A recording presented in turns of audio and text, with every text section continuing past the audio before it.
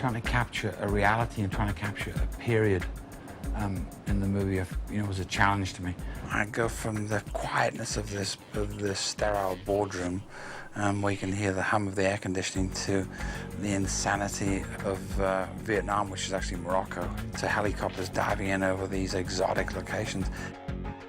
Give a particular look and a stamp to each of those environments, because each of those environments talked about American history of the last 25 years, one being Vietnam, which is sort of a desaturated black and white look. Berlin, which is a very sort of cold blue look, where we just took our 85 filters out. And then Beirut, which was, it's what I call a heightened reality reversal type film. First and foremost, you've got to find the right location. Berlin doesn't look anything like Berlin looked in, 75, so we went to Budapest, which looks, from all my picture reference, had that same sort of feel. It's a little threadbare, a little rundown, but shooting in Budapest in November, so it was overcast but beautiful. Berlin was cold and blue in terms of feel. Beirut looks like we shot it on reversal stock, so it's blown out highlights and intense colors. It's more to do with how you stage the camera and how you light, and wardrobe and haircuts and all the rest of it are just secondary. It's how you design and set the stage for that feel, and that's all to do with locations, light, and camera. I've incorporated real live action newsreel footage from CNN and CBS which opens the sequence in Beirut, for instance, of 85. All the newsreel stuff was shot on reversal stock, and actually in Vietnam I didn't realize until I did my homework, most of it was black and white. You always think of Vietnam as reversal, 16 black and white. But I can give my own spin on that feel with what I now can do digitally. And I didn't feel that having such a sort of strong point of view about the look of Vietnam, the look of Berlin, the look of Beirut was a distraction in the movie, because you're talking about three very different periods of American history.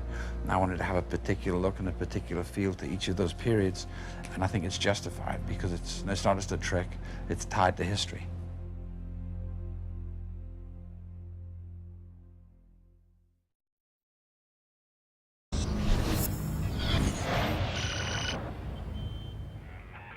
There were many benefits to the chemistry of Robert Redford and Brad Pitt. The first was we had Robert Redford, and when we offered the part, which was a good part to Brad Pitt, he said yes in 24 hours. And clearly the lure was being partners in a movie with Redford. Don't need it or don't want it? I'll do it. Yes, sir. Bishop? That's correct, sir. Have a seat.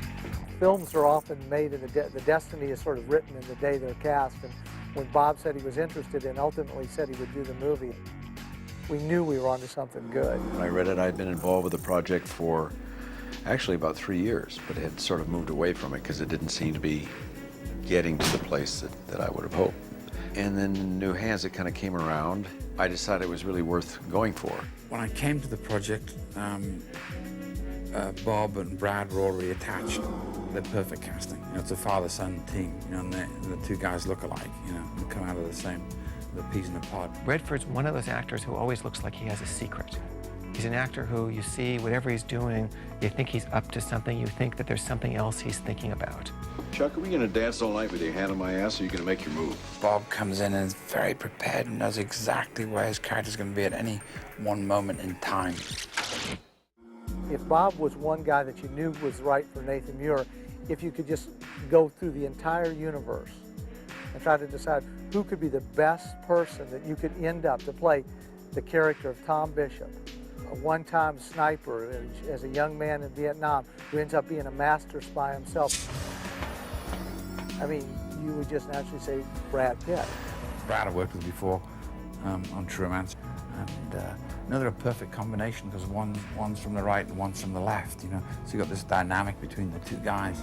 You got age and you got youth. I give you an order, you take it. You don't ask why. I'm personally fond of Brad. I like him, and we got pretty close on A River Runs Through It, so we're able to carry that familiarity a little bit into this film, although it turns adversarial, which gets pretty interesting. Brad comes having done his homework and does exactly where his character should be, but he's always looking for that moment to give him a spontaneity to try and fire off and do something different. He's got a tenacity. He's great looking, but he's got a sweetness and empathy, and that's what I wanted for the character.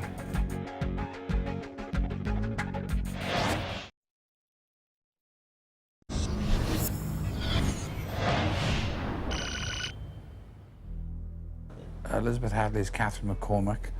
She was in Braveheart. She runs a refugee camp in Beirut. You know what I always do in movies, in terms of my lead roles in the movie, I cast into who the character really is at home.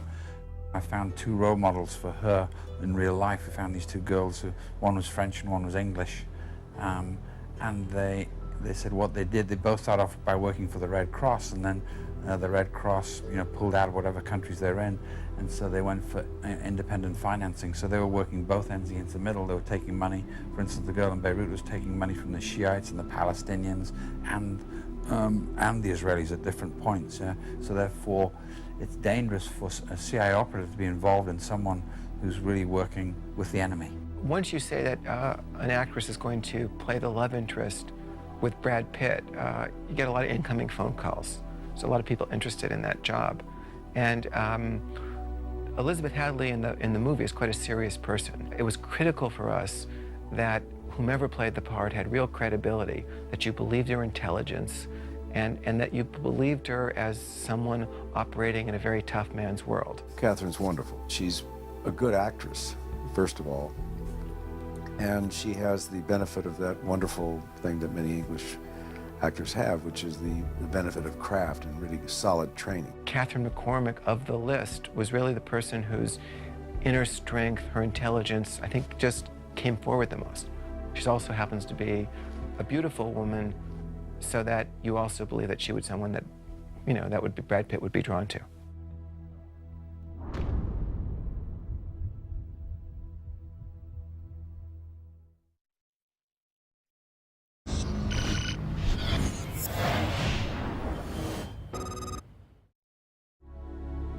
My name's Freddie Joe Farnsworth, and I'm currently right now working as the armor/military technical advisor and helping the set designers. The set that's behind me and stuff, I came into Ouarzazate, Morocco in the middle of the desert and basically helped the art department make Little Vietnam out of it.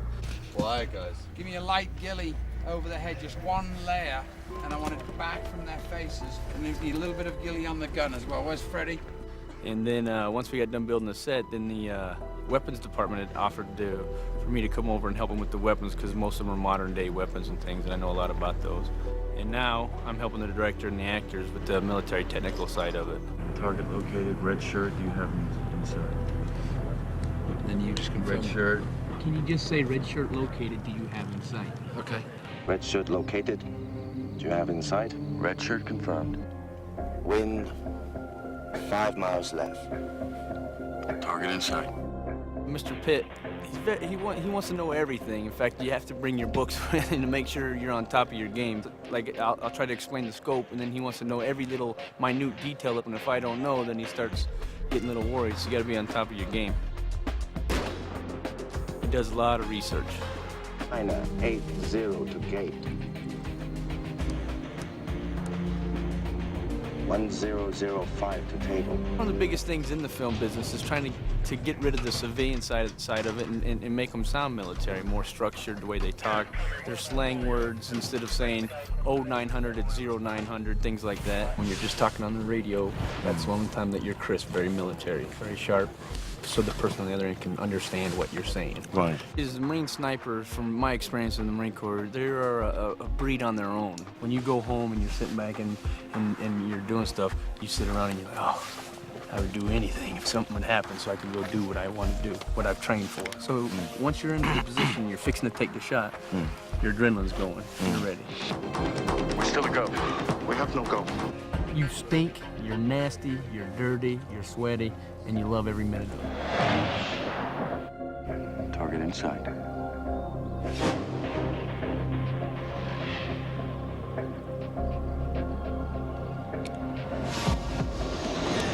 You can't always be exactly correct, and my whole goal is to make sure that it doesn't embarrass the Marine Corps, or any other services for that matter. That's basically why I like doing my job. To do it right, or I can never go back on base again. Yeah, let's get there. Whoa.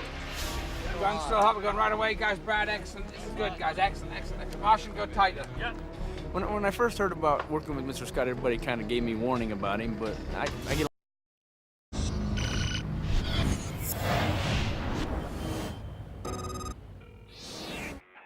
My name is Mark Wolf. I'm the aerial coordinator, camera pilot, and stunt pilot on the film. We wanted to get a realistically looking Chinese helicopter, so we found an aircraft called the Mil-2, which is a real funky looking aircraft. The honest truth was the Viet Cong never had helicopters, but when you see the sequence, it makes for a very exciting sequence, yeah.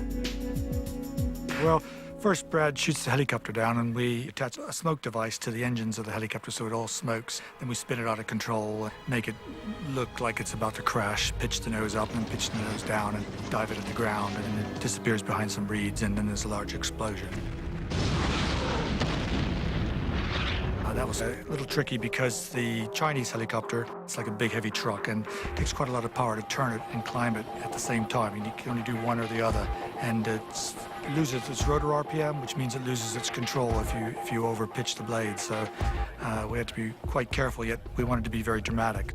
This is a Vietnam-era American helicopter that flew from about the mid-60s through to the end of the war. In fact, I flew one myself in Vietnam in 1968-69. And they're great old things. They're strong and powerful, and it was the sort of everyday vehicle in Vietnam. You know, we're carrying two principal artists, Brad Pitt and Robert Redford, both in the helicopter. Obviously, we had to make sure that things were exciting, but they were safe at the same time. And I have a great crew I've worked with for over 20 years. Steve North and Tom Cloder are the engineers on the ground, and we have strict safety procedures on the set to control access to the area where we're flying. You got to be careful not to get too excited about it and realize it's just a film you're working on. And we do everything really slowly at first, find out what our clearances is. I got my safety people on the ground watching how far the blades are away, and we get our visual marks, and then after we come back and do it quickly.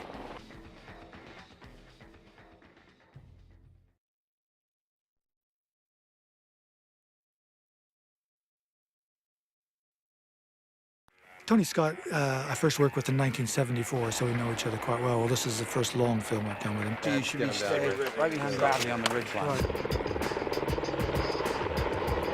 And he's brilliant.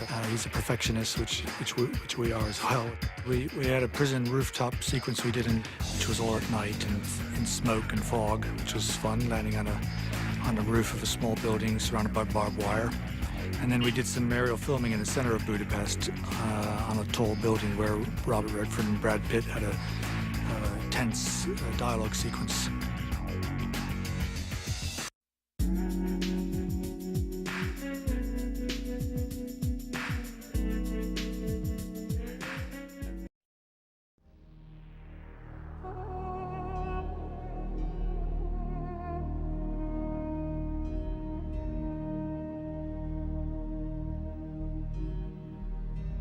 You've got to rely so much on the guys who are laying in the explosives that they know what they're doing, because after all, movies are just entertainment.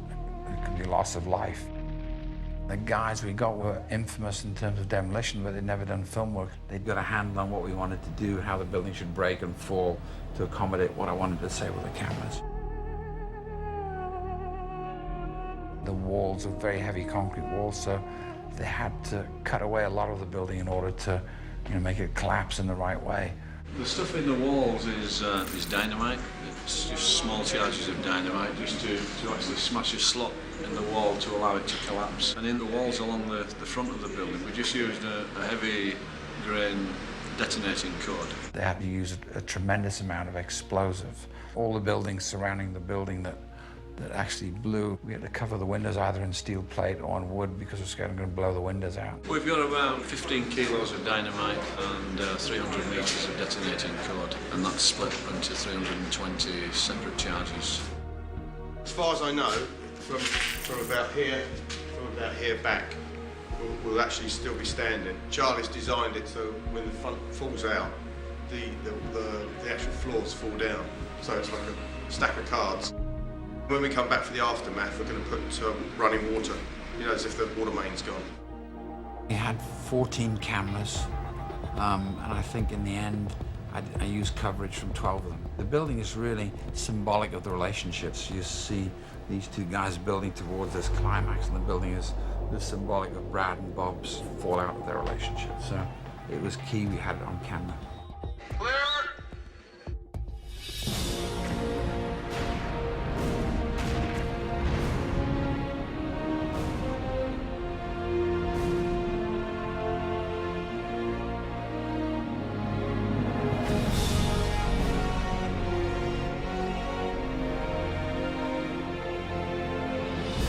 Excellent, man. Really cool.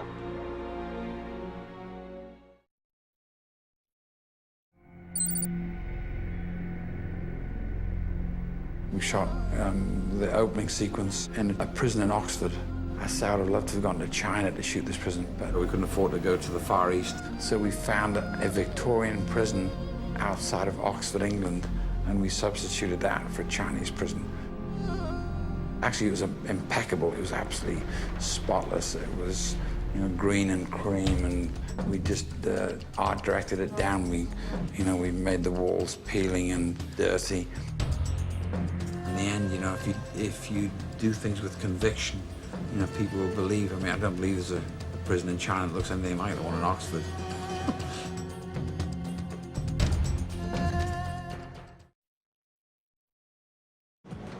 Washington was a mixture of 3 different cities. Washington was a mixture of Washington for the drive-bys and the shots, you know, across the Potomac, across the river, the helicopter shots, and the shots of the CIA.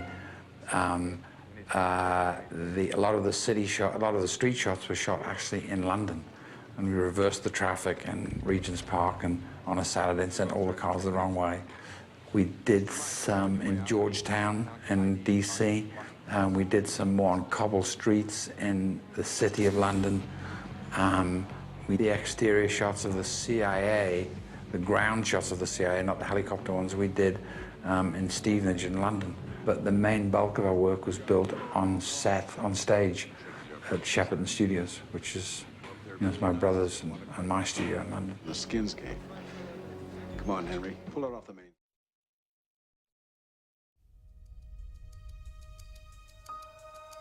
You know, when you do movies is about, it's a sleight of hand.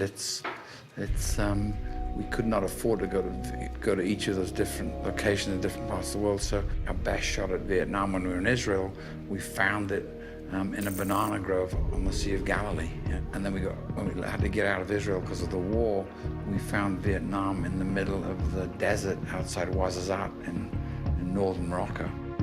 We found all it was one area. It was this green oasis, yeah. And, you know, his impression of Vietnam is very lush and green and humid, and this was very dry and arid, and, yeah, total opposite. But this one oasis just filled the bill.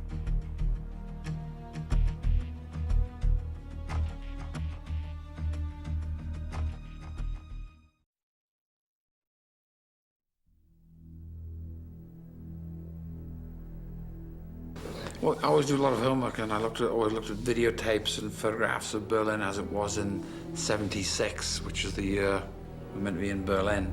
And I looked at all those pictures, and we went to Berlin, scouted Berlin. I knew Berlin a little bit, and I said, I'm not sure it's going to work. Now it's the banking capital of Western Europe, you know.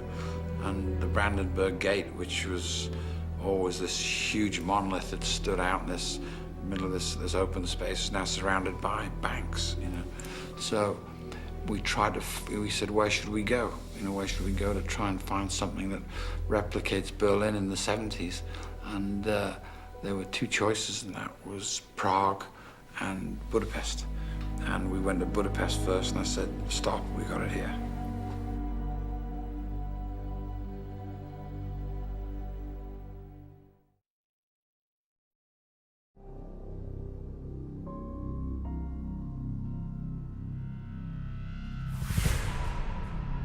No, Beirut was tough because originally we were in Israel, and we substituted Tel Aviv and Haifa for Beirut.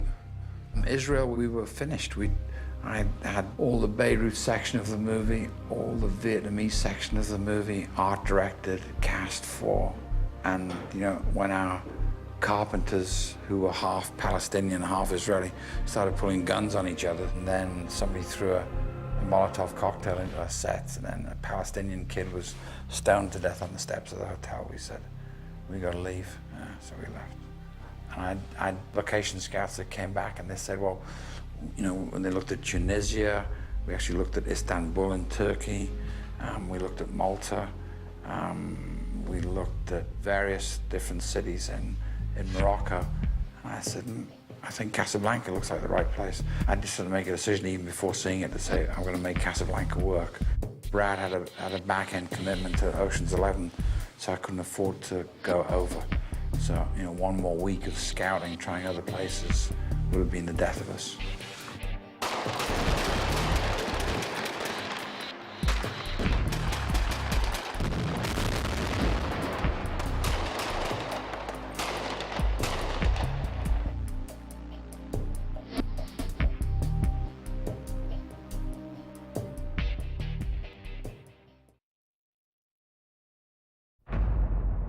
Every building, every room, every situation, a snapshot. I'm sitting here talking to you. I'm also checking the room, memorizing the people, what they're wearing. Guy reading the menu. Threat? Only to the hostess. After 30 years in the service of his country, Nathan Muir is leaving the CIA. Duty roster has you checking out tonight. On your way out, we need you to sign out your ID, card key, parking pass. What's the date?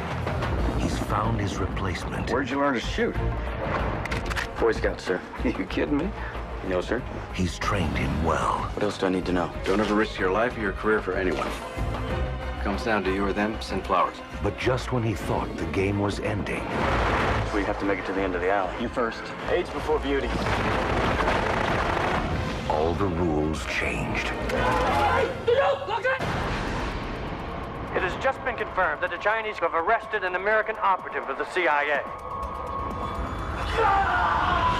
Now, a government betrayal. There's been an incident in China. What is this about? Agency's looking for a reason to let the Chinese kill Tom Bishop. Will test two men's loyalty to each other. Where are they holding him? You don't need to know. I'm gonna need the imagery analysis for a military prison near Suchow. And if you use the phones, don't use these. Any chance I could lose my job over this? From Tony Scott. Mr. Muir has been working against us from the start. You want to accuse me of something? Accuse me. Director of Crimson Tide and Enemy of the State. I think he'd better tell us everything. Robert Redford. Do you remember when we could tell the good guys from the bad guys? Brad Pitt. I'm coming home. They know. They don't know. They'll be waiting. You got maybe 7 minutes. No! 6 minutes. Look, I know what I'm doing. 30 seconds. Get out now.